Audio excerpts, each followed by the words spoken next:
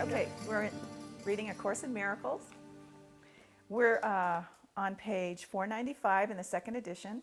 We're in chapter 23, The War Against Yourself, and we're going to be beginning a section entitled Salvation Without Compromise. And we're going to ask Jean to start the reading today. Is it not true you do not recognize some of the forms attack can take? If it is true, attack in any form will hurt you, and will do so just as much as in another form that you do recognize. Then it must follow that you do not always recognize the source of pain. Attack in any form is equally destructive. Its purpose does not change. Its sole intent is murder, and what form of murder serves to cover the massive guilt and frantic fear of punishment the murderer must feel. He may deny he is a murderer and justify his savagery with smiles as he attacks. Yet he will suffer and will look on his intent in nightmares where the smiles are gone and where the purpose rises to meet his horrified awareness and pursue him still. For no one thinks of murder and escapes the guilt the thought entails. If the intent is death, what matter the form it takes?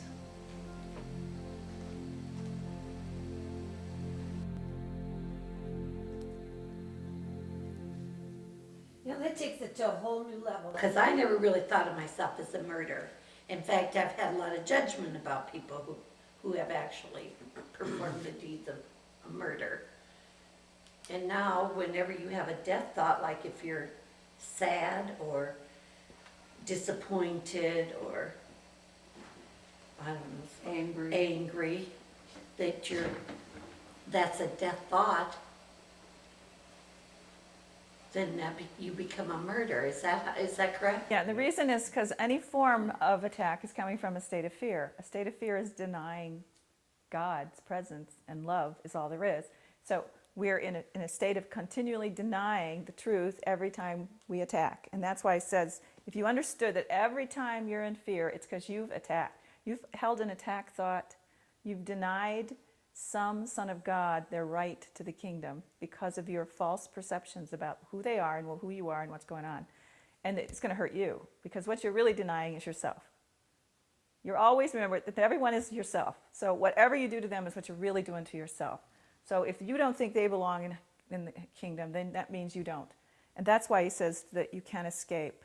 For no one thinks of murder and escapes the guilt the thought entails, because now you feel guilty because you think you've changed yourself and that separation is real, that this world is all there is. And so that's why in the beginning of the lessons, he is saying, with attack thoughts, you're going to stay in this world, and the only way to escape is to let go of your attack thoughts. So remember also it says attack is impossible.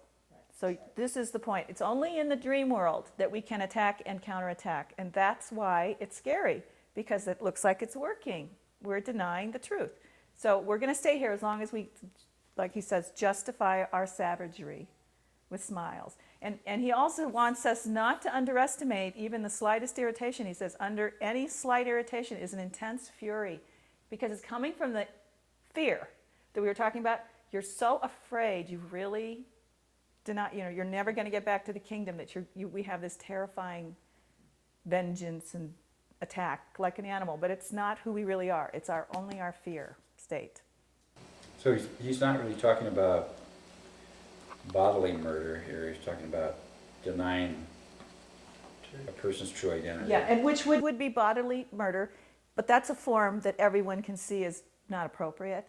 But we have allowed lots of other forms to be totally appropriate, and they're keeping us here. That one's not keeping us here, not too many of us, because we're not engaged in that. I think in the past, though, way down, that was even pretty common, So we've gotten out of that one, but we have all kinds of little ways in which we deny each other, that we judge each other, which are all attacks, that are keeping us here, because we always do whatever we do to someone else we believe we deserve.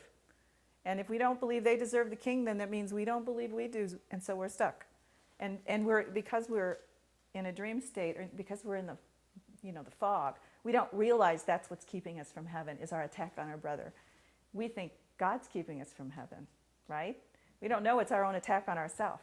So he wants us not to look at this without realizing that this is really the source of your pain, and this is really your problem. You want to get this justified anger out of your consciousness because you don't deserve anger, is the main reason. You do not deserve attack.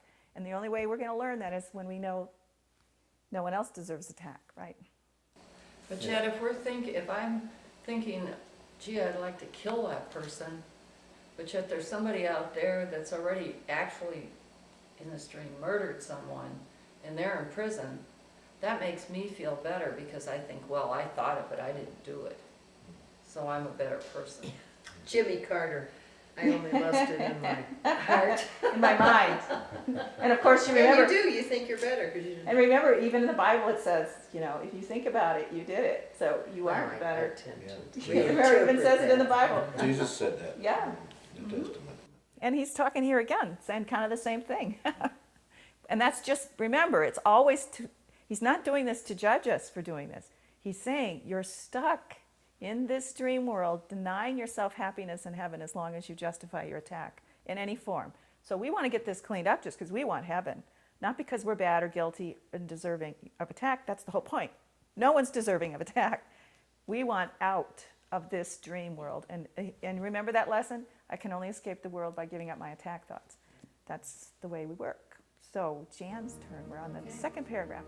Is death in any form, however lovely and charitable it may seem to be, a blessing and a sign the voice for God speaks through you to your brother?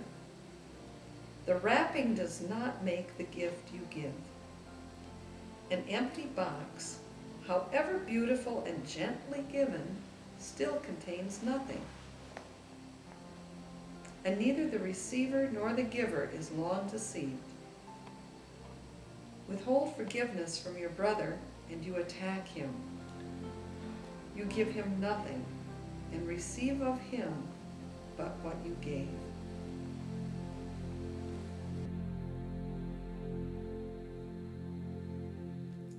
Now, who would have thought withholding forgiveness was an attack? I mean, in our regular thinking. This is why he's really taking this to a new level.